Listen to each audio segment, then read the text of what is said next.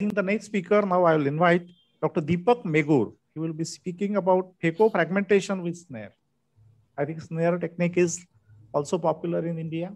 Few of the experts like Dr. Anil Shah, they have got their own version. Let us see, Dr. Deepak. Thank you for the opportunity, sir. Good evening, all. I'll share my initial learning curve with the snare and what are the difficulties which I felt, a few suggestions for people who would want to implement this. Snare is a wonderful technique to bisect the nucleus in the antechamber, because if we ultimately want to control the amount of surgical induced astigmatism, we have to reduce the size of the incision.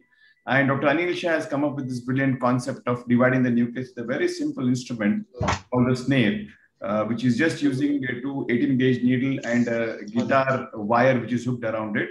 So let me just share with you what are the initial pitfalls one has to avoid during the learning curve. So I'll be sharing a couple of cases. This is my probably third or fourth case. This is a phacomorphic glaucoma, and you prolapse the nucleus out into the antechamber. There are two main issues. When you're trying to introduce, the length of the snare has to be altered. It has to be reduced. And then once you introduce in an oblique fashion, then it has to flip and then engage and hook the nucleus. Once it is hooking the nucleus, then you pull the string. And this is what will divide the nucleus. So basically, the division part of it is extremely simple, very easy. Only challenge is how you're going to introduce it and hook it around. So another case of a lens-induced glaucoma, phacolytic glaucoma, we do a rhexis and the nucleus is prolapsed out into the antechamber. And so far, so good. It's extremely easy now. And then I'm using OVD both below the nucleus and above the nucleus, so that the chamber is maintained and we don't damage the corneal endothelium during the manipulations. So again, the time to introduce the snare, as we can see in my initial few cases, you pushing the nucleus against the endothelium. This is one thing which we need to avoid it. Introduce it through obliquely and then go and hook it. And then ensure that the hooking is done at the central part of the nucleus, so that when we pull the string here, we get two equal sized heminucleus. This is desirable. And because the bisection is so effective, the hardness of the nucleus is really, doesn't have a reference here, because you can cut the hardness of the nucleus effortlessly, no problem at all. And then using Vectis in the dialer, the two fragments are removed out. And these are the first day pictures. Now, in my learning care, I noticed that the two things are challenging. One, introducing the snare, and second is hooking it. So the diameter of the hook which is introduced, it can be reduced. When you're trying to introduce, you have to reduce it.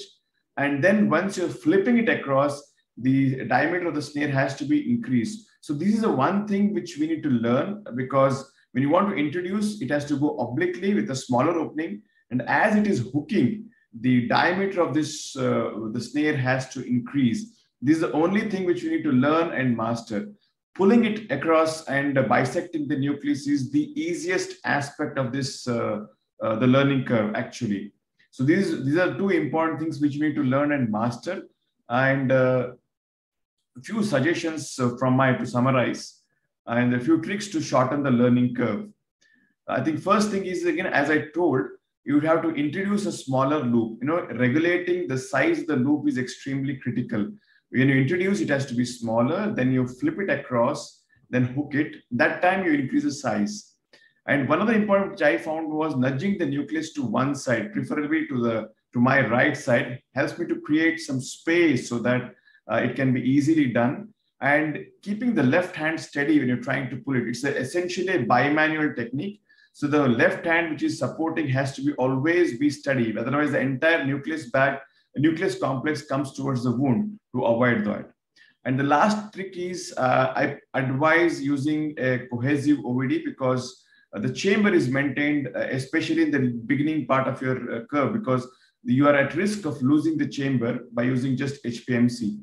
By taking these few precautions of using a cohesive OVD and planning it appropriately, you can go through these cases quite well. And it is quite very effective. I would urge most of the people to start using some sort of bisection techniques, and snare is right there on top of my list. Thank you so much. Thank you, Dr. Deepak. I think it was a wonderful presentation. Dr. Anil Shah, yourself, you have been doing this wonderfully. Your technique as well as Fishhook technique, which is done in Lahan, Nepal. I think these techniques, they look easy when we see, but then those are not that easy. We have to take care of cornea. So one has to be little more expert about these procedures. And everybody has to be careful when these procedures are taken by them. Thank you.